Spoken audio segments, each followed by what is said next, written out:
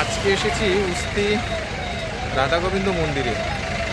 এখানে রাস উৎসব চলছে। রাস উৎসব উপলক্ষে এখানে যে মেলা বসেছে সেই মেলায় এসেছি। যে রাস্তাটা গেছে এটা আমতলার দিকে চলে গেছে রাস্তাটা, আর এদিকটা হচ্ছে উস্তি মোড়। উস্তি মোড় থেকে ডান দিকে গেলে ডায়মন্ড হারবার রোড, আর সোজা গেলে মগরাহাট আর দেউলা স্টেশন। দেউলা স্টেশন এখান থেকে 3 কিলোমিটার মতো রাস্তা। এই হলো উস্তি রাধা গোবিন্দ মন্দির। উস্তি রাধা গোবিন্দ মন্দির কমিটির উদ্যোগে এখানে যে রাস উৎসব এবছর 2025-এর যে রাস উৎসব, সেই রাস উৎসব অনুষ্ঠিত হচ্ছে। তো ভিতরের দিকে যাওয়া যাক, তাড়াতাড়ি করে দেখে নিই কী কী প্রতিমা এখানে তৈরি হয়েছে, কী কী ঠাকুর এখানে উঠেছে। খুব সুন্দর হয়, অন্য বছর আসার সুযোগ হয়নি, তো যাই হোক এবছর এলাম। এখানে দেখুন মা অন্নপূর্ণা, শিব ঠাকুর, তারপরে আছে মহাকাল। এখানে আমাদের গণপতি বাবা, গণেশ ঠাকুর, সতীর দেহত্যাগ এখানে খুব সুন্দর করে দেখানো হয়েছে, গোপাল, আর এখানে সখীদের যে বস্ত্রহরণ, এই যে খুব সুন্দর করে উপস্থাপন করা হয়েছে সখীদের বস্ত্রহরণের দৃশ্য। এখানে আমাদের নিমাই সন্ন্যাস, তারপরে আছেন তারা মা, খুব সুন্দর মূর্তি। কুঞ্জবনে রাধা কৃষ্ণ, এখানে রাধা কৃষ্ণের যুগলবন্দি মূর্তি। গোচরণে কৃষ্ণ, কৃষ্ণ এখানে গরু চড়াচ্ছে রাখাল সেজে। দক্ষিণা কালী, দক্ষিণা মা কালীর মূর্তি এখানে।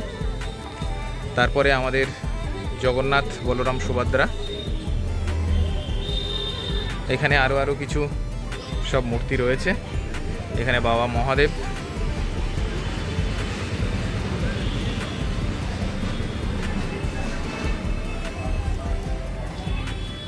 এখানে আছে তারাপীঠের তারামা,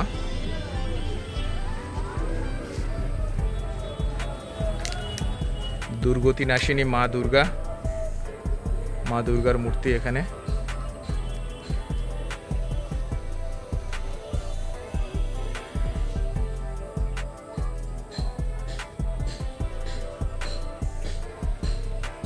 রাম, সীতা, লক্ষণ, হনুমান। এই যে রাম সীতা, এদিকে লক্ষণ আর এদিকে হনুমান, হনুমানজি। আর এখানে হলো, এটা হলো আসল রাসমঞ্চ। এখানকার যে রাস পূজা, রাস পূর্ণিমার যে পূজা, সেই রাস পূর্ণিমার এটা হলো রাসমঞ্চ। রাজমঞ্চটা ঠিক মাঝখানে আছে, আর এই রাসমঞ্চকে কেন্দ্র করে তার চারিদিকে বিভিন্ন ধরনের প্রতিমা স্থাপন করা হয়েছে।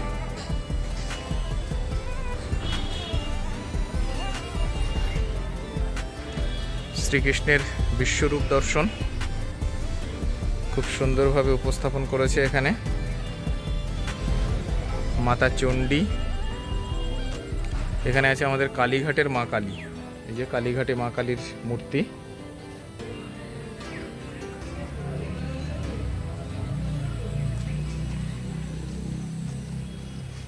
মা মনসা ঠাকুর, মা লক্ষ্মী ঠাকুর, এখানে ধ্যানমগ্ন শিব ঠাকুর, এখানে আবার তারামা, রামচন্দ্র, পবনপুত্র হনুমান, পঞ্চমুখী হনুমান, এখানে পঞ্চমুখী হনুমান, নৃসিংহরূপী নারায়ণ ও লক্ষ্মী। আচ্ছা, নারায়ণ ও লক্ষ্মীর মূর্তি এরকম নৃসিংহরূপী।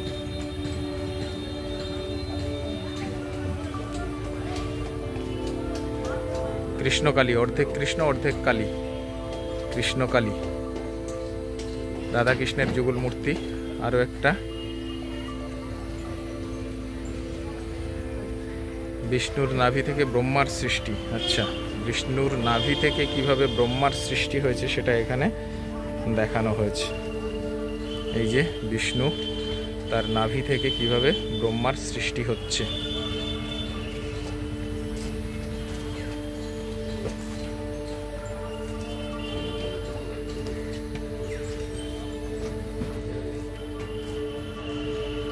কামধেনু,